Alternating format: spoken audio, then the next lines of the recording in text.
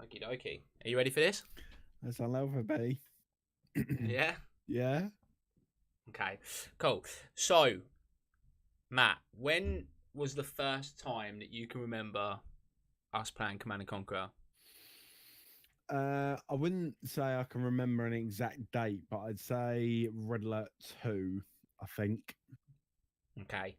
And that was back in the day when we had Windows 98, I want to say. Yeah, I'd say so, 98. Yeah.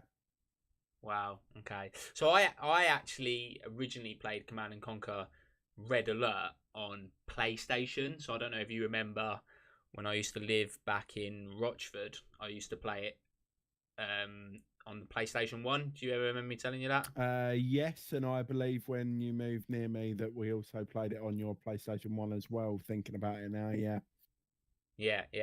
And because I also played. So even before I moved over to PC, when you and I played it, I also played Command and Conquer, which, believe it or not, come out on the Nintendo 64. That I did not know.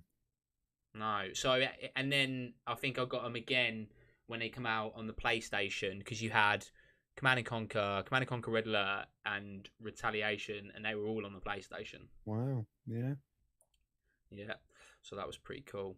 But then, so just to lead into that, then, because obviously the remasters are not about Red Alert 2, unfortunately, they're about the original Command and Conquer and Command and Conquer Red Alert. I know when I try and get you to come online on it, you're usually pretty reluctant. I am, yes. So to be brutally honest, I mean, you've called me it numerous times. Yes, I am a graphics snob. I will confess that, but yeah, no, it's welcome news in terms of the remaster. Whether it will be a full remaster or whether it will be some shady half-assed job, who knows? But yeah, no, usually I'm quite reluctant to come on there because it's quite an old game, should we say? But yeah. Yeah, I mean, I have to be honest. I'm a bit biased because I sometimes just love that nostalgia, and the graphics doesn't really matter to me. I'll just, and I've tried to call you and the boys a few times to come on Command and Conquer Red Alert, and I think everyone is not as enthusiastic about it as what I am. No, and I will give you that, and I will actually genuinely hold my hands up. Before we started this, I actually obviously watched your video earlier, um, and then downloaded the CNC net and installed Red Alert 1. And to be fair, I did get that nostalgia feeling, obviously, like with the first cutscene that it does, and obviously the theme tune and whatnot. It does bring back memories. So yeah. Yeah. Wait, to be fair, I actually don't mind it on CNCnet. So I don't know. On one of my recordings, actually, that will be going up on probably YouTube in the background while we're doing this podcast, is I've actually re-downloaded them again on Origin. So I, like yourself, got the first decade, and I don't know whether the CNCnet allows you to be able to play the single player missions. So whether I mean, I need to look into that in more detail, but I'm pretty sure it only lets you do skirmish and online and not the actual missions. Mm. So I've had to re-download them again on Origin, which means I'm not going to be able to play it at that crisp 1920 by 1080 because the resolution's going to look really in my face, and I do not like that in RTS games. I like it to be as far away as possible. Yeah. But you're the other way around, aren't you? I'm a bit of both. So now, like with the obviously replaying Red Alert 1 like earlier, I did put it on 1920 by 1080, which is quite nice. But on like newer ones, I would say I prefer it not really in my face, but kind of somewhere in the middle. So Yeah, yeah. agree. So I assume you've obviously had a chance to read the post that Jim Vasella put on EA website. I have. Okay. So I'm just gonna.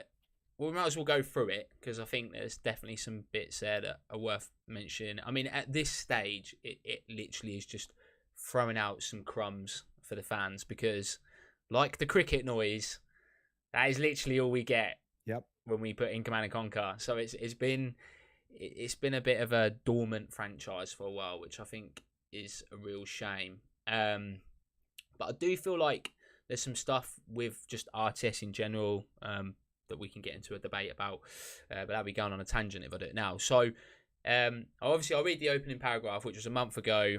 We let the Command and Conquer community know we were bringing the franchise back to the PC, starting with a remaster initiative. The reaction from fans has been amazing, with many of you sharing your favourite CNC moments from the past 23 years. We've been reading these comments and listening intently, and now we are ready to reveal our first PC offering and how your suggestions are already influencing our approach. Now, so I know it's going to take probably quite a while, and whether they'll do betas or not, I don't know. Do you think it was a bold move to do Command and Conquer and Command and Conquer Red Alert over any of the others first? See, that's difficult. I think it's the right move ultimately, because obviously they're starting from effectively the beginning, so they're going to get the most nostalgia from it, I guess. Obviously, Red Alert 1 was a popular game. For me personally, I would have preferred it to be Red Alert 2. But there's nothing to say that once this is done, and if it's done right and the sales what they expect, or hopefully even better, then they would move on. But no, I'd say it's probably the right move for them, and obviously the team that they've got in behind them, it makes sense, I guess. The shoe fits, and they've got the expertise to do it. Yeah, I mean, I guess just while you were talking now, I was thinking about you saying that you might have personally been a little bit more geared towards Red Alert 2, but then it made me think that maybe Red Alert 3 kind of is an upgrade on 2, albeit they're not exactly the same, and Command and Conquer 3 is kind of an upgrade on the original Command and Conquer, so it's like, I can see why going back to the absolute originals will basically give everyone that best upgrade, if you like, in terms of graphics and what they'll change. And obviously we can talk about shortly around some of the changes that we obviously want to expect from that. So yeah, just looking over the rest of the post, I think it's just basically saying they're bringing back some of the original guys from Petroglyph. So I think they're the same guys that made Grey Goo. They are. So I don't have any concerns with these guys because they made such a great game back. I think it was in the 90s when the Command & Conquer and Command & Conquer Red Alert come out. Mm-hmm. I'm not going to get into my thoughts around Grey Goo. I think you and I both have our... that one. Yeah, I think we both have some thoughts. I do feel like they were trying something different, and then it was definitely different. It was different. But I think in the end, it wasn't long lasting, and there was definitely a lot that they could have done more of it. Although I like the idea, I think it probably sounded amazing on paper, but I think in the end, the delivery was pretty weak. And I think obviously if they're going to come back and do Command and Conquer, well, they've already got the fan base there. The name will already give them sales, definitely. Even if the product itself is a CNC4 job. So they're bringing Frank back. So Frank Klepacki for the music, which is cool. I like the soundtracks and all the Command & Conquers. Yeah. For me, my favourite was Command & Conquer Renegade. I don't know about yourself. See, again, I still keep on saying, like, referring back to Red Alert 2, but I think the Hell March sequence on, like, the opening cutscene with all, like, the Kirov airships and, like, the troops parachuting down, that still hits every single time. Yeah. And to be fair, actually, I don't know if you noticed, but I did put in that intro, like just ever so slightly. Yes, in my I did video. Notice that. Yeah, I thought you'd like that. So just for you guys out there, that's the video that I literally just uploaded just showing people how they can play CNC and CNC Red Alert for free, which is quite nice. So you knew that EA released them for free a few years ago, didn't you, as part of the anniversary? Yes. You knew about that. Okay. So just getting back to the post then, obviously Frank's back and the guys are going to be getting involved as well, and they're going to be bringing it to 4K. It says here, in addition to a fantastic team at Petroglyph, we would also be partnering with Lemon Sky Studios. I don't personally know much about them. Yeah, never heard of them personally. To help bring these original games to 4K glory. And then just to finish off, the exciting part is that we haven't started development yet.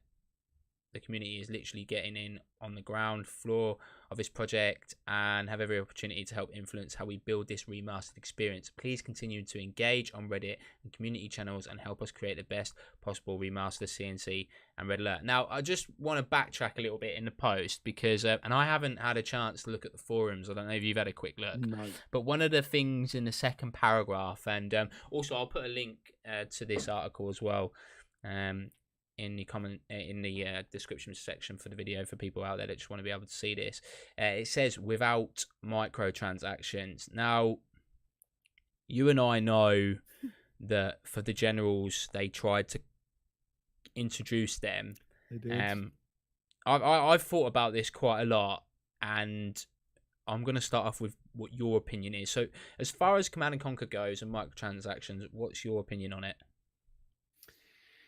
It's ultimately, it doesn't work. I mean, in an ideal world, I can see the business model and the fact that obviously it keeps the cash going through to them. But realistically, what people in the community are used to is spending however much to get the game, and then that's it. And obviously, if they bring out an expansion pack, happy days, they'll go and get it. So obviously, with Command and Conquer Generals Beta, when that come out, I personally played it, thought it was good. However, as you said, with the microtransactions, having to buy generals and time and that kind of stuff, no, it weren't for me. And it was a sour thought for a lot of people. So for them to say that they're not going to do microtransactions at all is a very bold statement, a welcome statement. My only thoughts and feelings and reservations is, will they stick to it? My guess is yes, but I've got the slightest feeling that if sales don't hit what they want it to be to recoup some money, they will add it in somehow. Yeah, and I can see why you think like that. So I'm split in the way that you think, but I've actually got another different version how I feel about this. So it'll be interesting to see what you think, because it is kind of almost the polar opposite to what you've just said. So we know today, this is just as a fact, that games do not make enough money now just purely off sales and off of DLC. I mean, pretty much any game out there that introduced microtransactions at the start of their franchise have pretty much got away with it. And some of the biggest ones is, GTA is absolutely littered with them, and they get away with it, albeit their online service is free outside of Xbox, PlayStation, subscription stuff, where obviously that's not included. But we know that the service is free and it constantly gets updated. And I think the same can be said as well around Fortnite as well. So a lot of people pay for the cosmetic to look different. I haven't played Fortnite in a long time, and I never really played it seriously, so I'm not too sure what the microtransactions are on them. But we know that companies make a hell of a lot more money when they have it in that model than they do in the, we're going to make this game, we'll sell it at this price, and then we won't make any more money off of it once we've obviously made our X amount of sales. And the reason why I feel like RTS games are suffering is because their returns are never as good as first-person shooters or other basic games or genres that get away with microtransactions. And I think that it makes me worried. It makes me worried that if Command and Conquer was really going to come back in a big way, and we can go into the gameplay and the stuff that needs to be changed to make it more interesting. But if we're just going to talk about microtransactions, you know, it worries me that if they don't make enough return, will they continue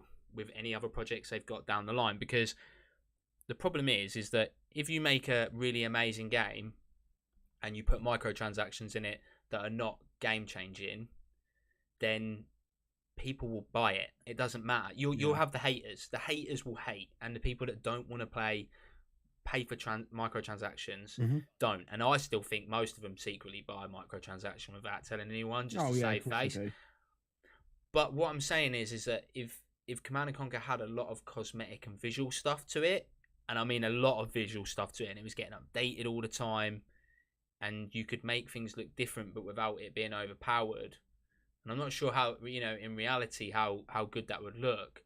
But if there was that same addictive buzz that they could get on the visuals with microtransactions, but maybe the game was free or partially free, or not as expensive, I would that wouldn't bother me.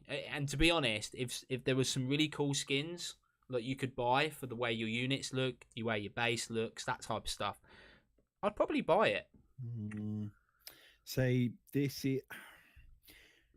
I get where you're coming from, but I think a lot of people have still got a very, very bitter taste in their mouth from the fact that Generals 2 was literally pulled from under them before it even really started, and then got transformed into this free to play, or so called free to play, and then a ton of microtransactions.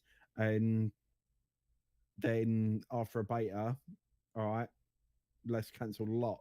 So I think realistically, they could turn around, like the fans could turn around and say, well, is this just going to be another of what we've seen before? I mean, I get where you're coming from, and I know when Generals 2 came out, a lot of people were like, well, why are we having to pay to get the other generals in it? Because I don't know if you remember, but the original consensus was going to be that you would have a set amount of generals, and then you could pay for other ones. Yeah. If I remember rightly. Now, if we just take a look, and I know that it's not the same because it's a MOBA, but if you look at League of Legends, it's just a game that you can play that has you can basically play that game for free. You can do that. You could go on there now and play it for free. You're not accessible to every champion that's available in the game. So champions are the little guys that you move around, and that's your character that you play within the match.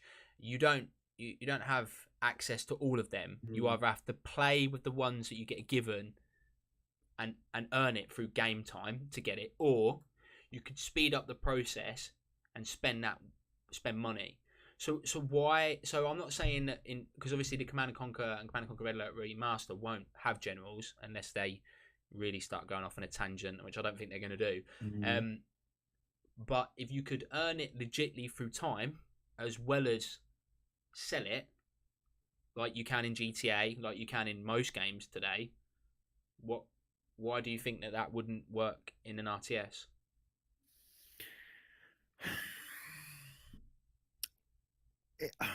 It would.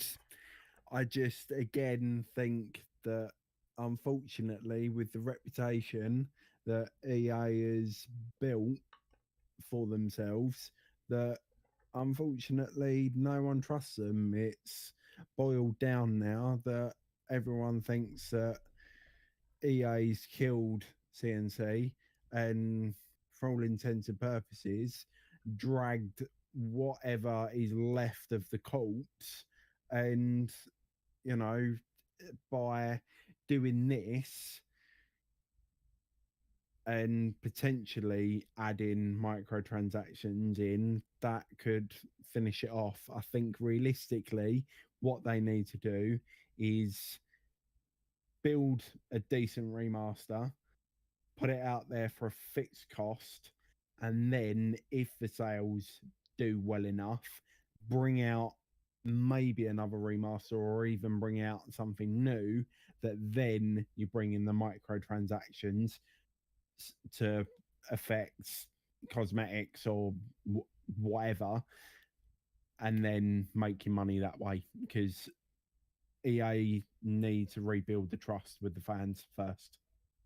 Yeah, and I do genuinely I agree with you on those points. I mean, I do think I mean I don't have a problem with a company having to make money if that means that the Oh game yeah, but will it's got to get more survive. updates. Yeah, you know, if you think of World of Warcraft, you know, you pay for subscriptions. Not many games, if any games, would get away with that today. But that's something that's been embedded for a really long time. Mm. And I think Command and Conquer's also, you know, victim to that in terms of that they've always had this, the game comes out, you pay for it, and that's the sales, and then here's the DLC, and then they might make a few tweaks and updates. They'll, you know, the fans will figure out something OP that will just stay as the most OP, you know, way to play the game, or there'll be like 3 or 4 different tactics, and then that's it, and then the game becomes stale. So, you know, from that point of view, it's a shame because you know that the company's not making any more money, and and when you look at it at a top level, you know that investors are saying, well, we're not going to invest any more time in this game because we're not making any more money off of it. You know, we've sold X amount, we've made a profit. If we keep you on it doing free updates, we're not going to make any more profit. So, you know, let's shut that project down. Job done. Good work. Let's move on to the next one. You know, and you could see that, you know, happening in business, and it's happened in the past. So I think you're right. I think the remaster should probably stay true to the original format in terms of, you know, sell, so just fixed price, and if they bring out DLC for it later down the line, that's fine. But in a new project, I feel like if the game was either free or a fixed price, and then there was additional stuff that you could buy, it wouldn't bother me. Mm. And I think another way that I'm gonna try and get this to kind of resonate with you is by saying they do it in Gears of War, and you don't have a problem with I that. was So, literally just so, thinking of that. so I know it's below the belt. I know you buy the game, but you buy the game and you get cosmetics, don't you? And I don't see anyone whinging about that. No, so thinking about that, so that is a valid point. So obviously, I don't know who does and doesn't play Gears, but there's also the mechanic that whilst you play, you earn said credit, and you can use that credit to then buy packs, and packs give you various cards that you can then use in game, which ultimately gives you XP to rank up.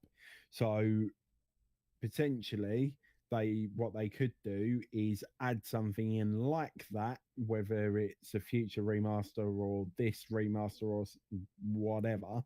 I'd be fine with that. So obviously you pay, everyone pays the same to actually get the base bulk game.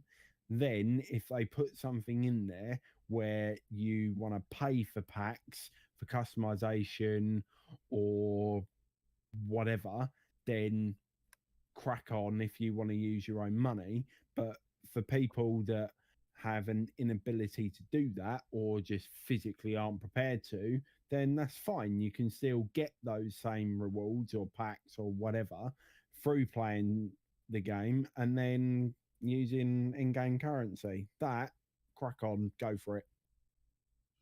Yeah, I mean, as long as the all of the kind of stir around, you know, that technically being like gambling and stuff like that. I mean, technically, because you're not when you're earning packs from playing, you know, in game time, I think it's fine. It's when you pay for, say, like credits with real money, Mm, but then you can only get packs with them. And I know that Gears of War is a little bit different, I think, in terms of that you can buy for things like directly, or you can earn game time and get them randomly through you packs. Is that can, right? yeah, yeah. Okay, cool. So I like that model. That's fine because it's almost like you're gambling your in-game time currency. But if you wanted to buy, if you you know, you look at something, you go, I want that. That's awesome. You could target, you know, money towards that, which was something that I believe was different from Star Wars. So Star Wars was, you know, you can either earn, you know, credits from in the game, which will take you forever, or you could pay money and keep rolling for random in-game OP items. So, and Yeah. that's one thing I just want to stress is that I'm not asking for, microtransactions to be able to give you game-changing stuff. That's not. I don't like that. I'm not a fan of that. No. But cosmetics for the company to earn money, yeah, fine. You do you. Yeah, or different sounds or something like that. Yeah, crack on. Yeah, fine. exactly. Definitely. So I don't want to talk any more about microtransactions. I think we've done a good coverage on that, and it was good to have the discussion on that. I do want to run through some of the questions that we were sort of spoke about that we were gonna bring to the table. So we actually haven't discussed this. I don't think. Truthfully, everything that we are talking about in this podcast is the first time that we really spoke about it, which is cool. So why are they doing it was one of your questions. I mean, I think they clarified that in the post. Yeah. They've got the reaction from the fans. I think Command and Conquer Rivals, similar to Diablo Immortal release. I don't know. Have you heard about the Diablo Immortal release? Yeah, it wasn't the best, should we say? Yeah, I mean they basically got the reaction that they should have got on the EA stage, but they didn't. So, bringing out a mobile franchise in front of a load of PC fans is or a mobile title, should I say, is not cool. Will I try it? Yeah, probably. When it comes out, I'll see how shit it is. Yeah. If it's good, then okay, it's something to play on the toilet. But if it's not, then I'll just be waiting for the PC. Yeah, basically. PC remaster. Would it be a full remaster or just a resolution upgrade? So I think that if they haven't gave us a timeline, I don't believe. Looking at this post, but they haven't. If it's just a 4K upgrade, I don't think it's going to take them that long.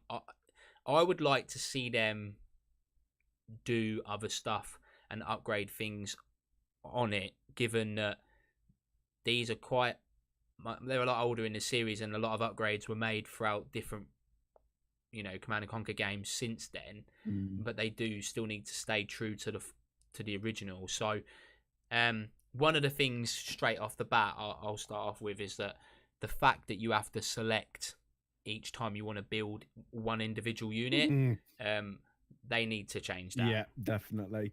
Whether it's 5, 10, 15 or 30, I think it was in the early red alerts, and up to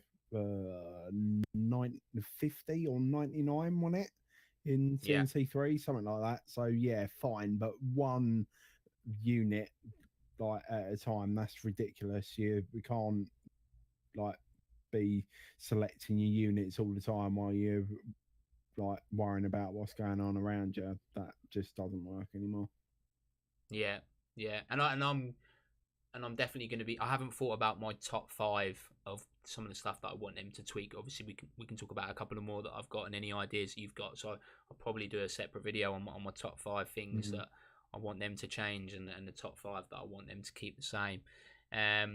The other one that I was kind of thinking about in terms of what they could do is and I don't think they've actually done this in the Command and Conquer series, is queue buildings or queue the defensive upgrades separate to the main buildings like they have done in. I don't know if they did it in Red Alert 3. I know they did it in Command and Conquer 3 and Kane's Wrath. So whether they do that. Yeah, that's an interesting thought. Yeah, I'd be open to that. I wouldn't say so much the building queue, because obviously that can literally change within seconds depending on what's going on around you as to what buildings you do and don't need. But in terms of defense upgrades or any form of upgrade, yeah, with tank upgrade, if they was to bring something in like that, yeah, great, go for it. Yeah, because the way that I think about building, like being able to queue buildings, is that the money's already been spent. So from that point of view, you have to have the money to queue the building like you do with the units. And obviously, if you haven't got any credits, insufficient funds, then it will pause.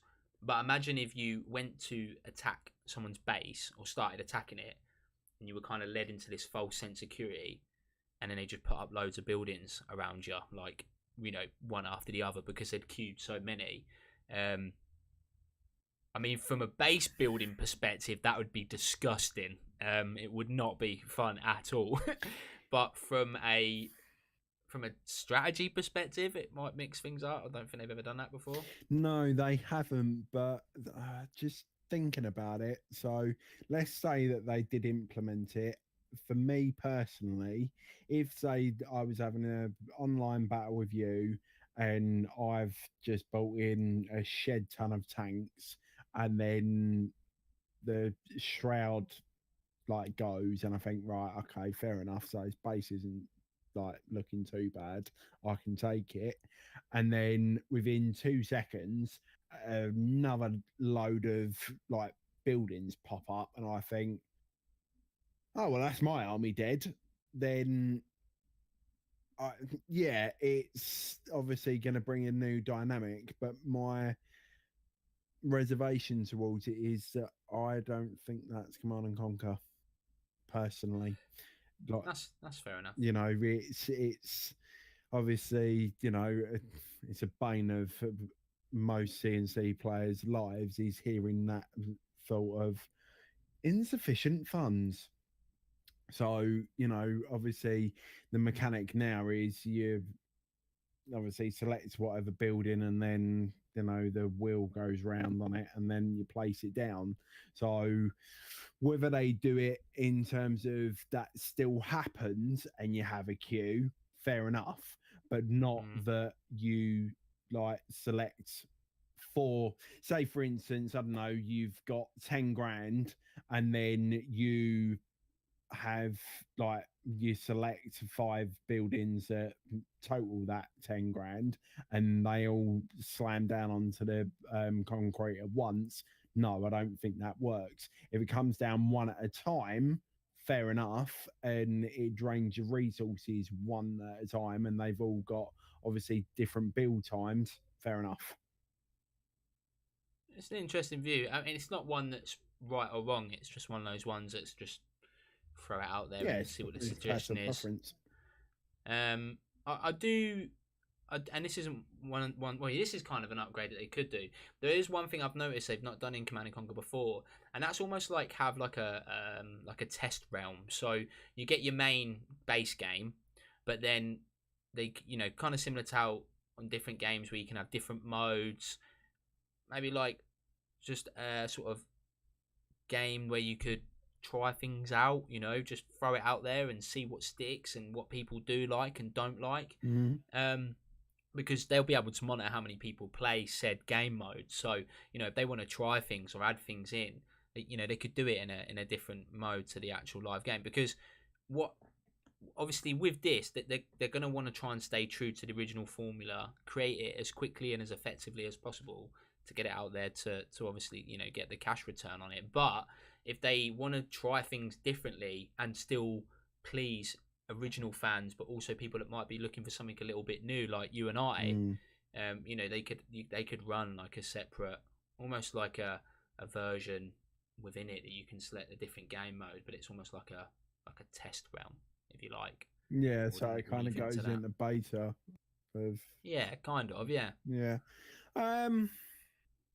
I could see it working, but I don't think that they would do it with this. I think, like you said, that they realistically they've announced it.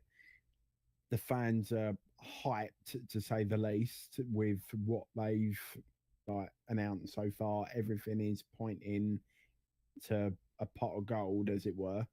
So for them to then start tweaking around with things, I don't know. I think it's risky. I think they need to just do a quality remaster. It'd be a solid piece of work, not like some heap of garbage that the Halo like the Halo Master Chief Collection was, that was literally broken from day one. Yeah, that was a joke. It's got to be solid. and ready to go. And then after that, they can think, right, okay, where do we go from here? Yeah, that's fair enough. Fair comment.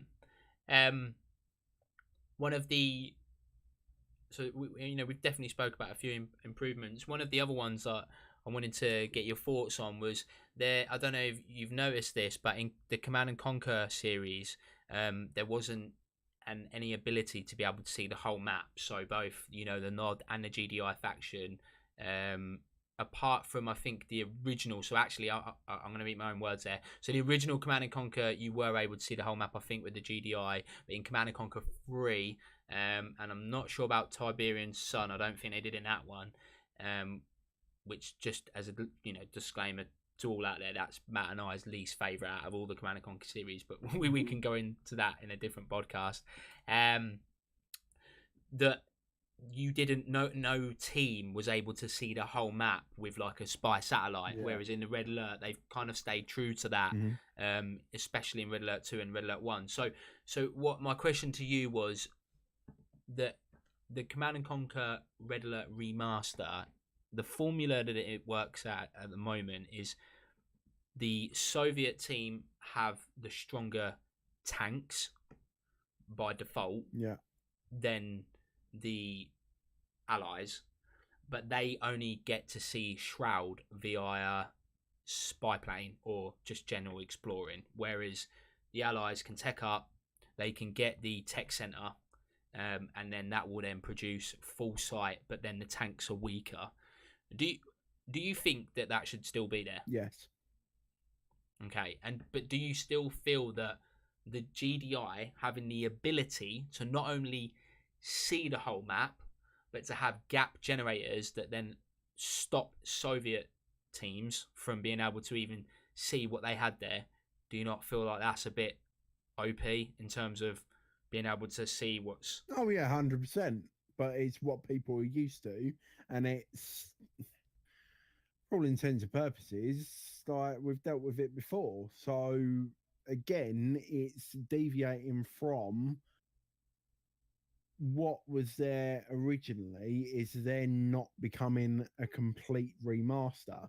So obviously the developers have got some tough questions to ask themselves, is like, what do we keep true? Do we change anything? Do we get rid of stuff completely? Or what do we do? But for me personally, I would keep everything the same. And I don't know, it keeps things interesting, and then it brings a variety. You've got to weigh up before you go into that match. Okay, do I want stronger units, or do I want to be able to see everything? You've obviously got to make that decision, and then that can bring out different tactics on both sides. Yeah, I mean, I was playing it a little bit yesterday, and I'll have some of the footage in the background. That I just felt like the Soviets' inability to be able to see the map as quickly as you can when you're playing the Allies, was just, I just felt like it was quite a big disadvantage, even though your tanks are stronger. But then not to depreciate the fact that you could say that the Allies actually have better naval. So if you're on a naval map where there's more than enough room for you to be able to attack your opponent with naval and be able to see the map, having the weaker tanks there, it doesn't really, I would say that it does heavily favour them a lot. I mean, I think one of the biggest ways that you can win in RTS games, and definitely in Command and Conquer, is being able to see what's already going to be coming. So if you can predict what's going to come your way through sight, then you're already halfway there to being given everything you need to be able to counteract someone or beat them. I mean, it will eventually come down to skill, but if you can see what's coming and you can counteract it, then you're already halfway there to winning. And I sometimes feel like the Soviet team do have a slight disadvantage there. They do, but then again, it does come down to skill. But if you're good enough at scouting, then you're gonna know what's going on anyway. It admittedly it's more difficult to scout in the older games than what it is in the newer ones, but the more you do it, the better you're gonna get. Yeah. I mean, I think what we can hopefully do over the next couple of weeks is play the original Command and Conquer again, Hmm. and have a good few games and do some thorough testing just to check through exactly what we do and don't want to see. Yeah. Obviously, at the moment, apart from the small session that I've had on it this week, my memories are from years ago. Realistically, they're not from me playing it day in day out in by today's standards. Yeah. So we can definitely come back on this topic. I think just to round off, is there anything else on your mind that you want to see changed that you can think of? Um. No, not that I can think of off the top of my head. I think it's still too early days until we get some form of footage of what they have and what they haven't done. Then we can actually make a informed decision as to what we as fans would and wouldn't like. But off the top of my head, no, I don't think of anything else that I would change. Okay. Two questions for me then. Actually, no, I have Oh, just thought of something. So when you build an extra harvester, it literally just comes out of the war factory and does nothing. Fix that and get them to go to the ore directly. Other than that, no. that's actually a really good point. I didn't think about that yesterday. Yeah, I have noticed that you have. I mean, it is kind of all part of the micromanagement, Mm, but it is also an inconvenience as well that you build a harvester and it just kind of chills there by the war factory. And you add that in addition to having to build one at a time as well. It can be, it's not the convenience that we're used to today. So that's actually a really good point. I'm glad you raised that. So last two questions for me then. It's the 21st of November hmm today. They announced this on. I don't actually have a date on the website that they announced it. It's been about a week, isn't it, Yeah, give since or they take. announced it? Yeah. So about a week. What are your predictions? And we can go back to this video, so don't change your mind. Okay. This needs to be final. What are your predictions You on know I'm good at price? predictions, right? You're ridiculously good at predictions, which is why I kind of really shouldn't be asking this question, but it's still funny. So, what is your prediction on price Yeah. and release date? Okay. Um, No pressure.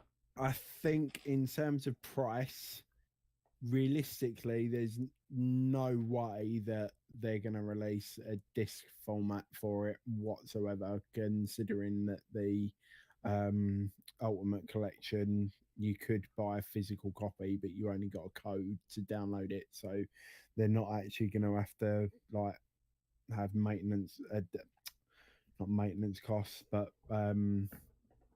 physical, Production costs. production Yeah. costs. Um, I am going to go with 29.99 for price. Ooh, 29.99. I'm actually gonna go with 20. 19.99 or 20. Because if I go the same, then that ain't cool. And I feel like £30 is. I mean, if do you actually mean £30 for both or £30 each? Oh God, no, for both. Okay, that does spice it up a bit. If they release it all as one go, £30. If they release them both individually, £20, maybe 15. That's really like being bold. I think £20 each if they're getting released separately. Your mark around £30, I think I could see it, but I'm gonna go with 19.99 or £20. For me personally, I think they're going to do it all in one, and then they can justify the price point of the £30 or Yeah. dollars or whatever. Um, like currency you've got. But in previous remasters, so for instance, the Crash Bandicoot, that was around about £30, and that had, I think, 3 games in it. I think from memory. True. True. Spyro's just come out. That's got 3 games in it. On Amazon, that's 34.99, I believe, there or thereabouts. So I'm going 30 quid. Fair enough. We'll have to wait and see. So then that leads me into the last one, which is release date. When do you think it's going to come out? See, that's difficult because it all depends on whether they're actually going to do it properly or whether they're going to half-ass it. All right, so if I was to say that they're going to half-ass it, then I would say expect it any time in the next year. So I would say, I don't know, September 2019. But Damn you, that's exactly what I was thinking in my yeah, mind for the holidays. September 2019, I'm going with for a half-ass job. But if they're going for a quality and solid product, which I 100% hope, then I would say August 2020, because then it avoids the big hitters that obviously EA don't want to come up against in terms of like whatever Microsoft and Sony and Nintendo have. So hitting like middle of the park, still kind of coming in around about the same period of the holiday period, then yeah, I reckon that's what they can do, and then EA can then obviously put out their what they would class as their hard hitters around said dates. That's an actually interesting prediction. I would say that I was going to copy you with September for 2019. I think September 2019 for me is a proper realistic date. I actually think that if they're going to stay true to the original formula and do a 4K upgrade and just brush it up and maybe incorporate a couple of things from the newer generations, I don't know if it will take that long. I mean, obviously, if they've only just started, then it could be a while, because usually you get an announcement when there's something for you to see. Whereas obviously they've done it where they don't actually have anything; they're just in the final stages of getting things on board. So, I think September's safe bet, but I think if it's going to be latest, it'll be February at the latest. Okay, interesting. So that's going to be my predictions there, I think. So we'll have to see. So yours is September, and did you say August?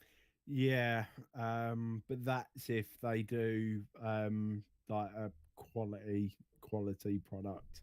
But if they half-ass it, then yeah, September next year.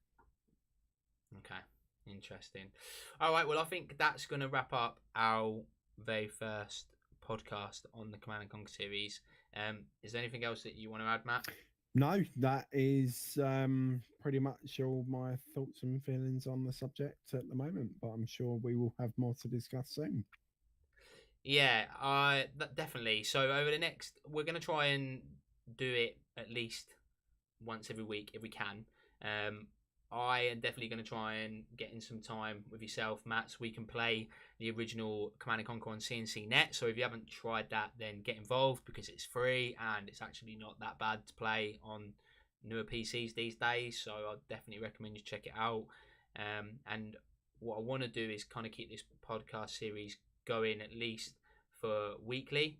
If we have to move it to bi-weekly as we're waiting for more information, and we can discuss that as and when, but weekly podcasts. If any of you guys have got any suggestions down, leave it down in the comment section of what you want us to discuss next. I think in true form, it would only be natural to move up the line through the Command and Conquers. So more than likely, we'll be looking at Red Alert 2 and Yuri, I think, in the next conversation. Mm-hmm. Sounds good. If you think because I know that's one of your favourites. It is. And if we can try and get Mike on board. So Mike wasn't available for this podcast, but Matt and I have, and Mike have been playing. I mean, me and Matt have been playing Command & Conquer for years. Our friend Mike come in a little bit later, but you know, we've been playing these games since we were. I mean, we're what 27 now. Yeah. So we would have been playing them when we were, 12. Yeah, 11, 13? 12, yeah, something like that. It's been a long journey. Yeah. And I do want to see some good Command and Conquer games before I hit 30.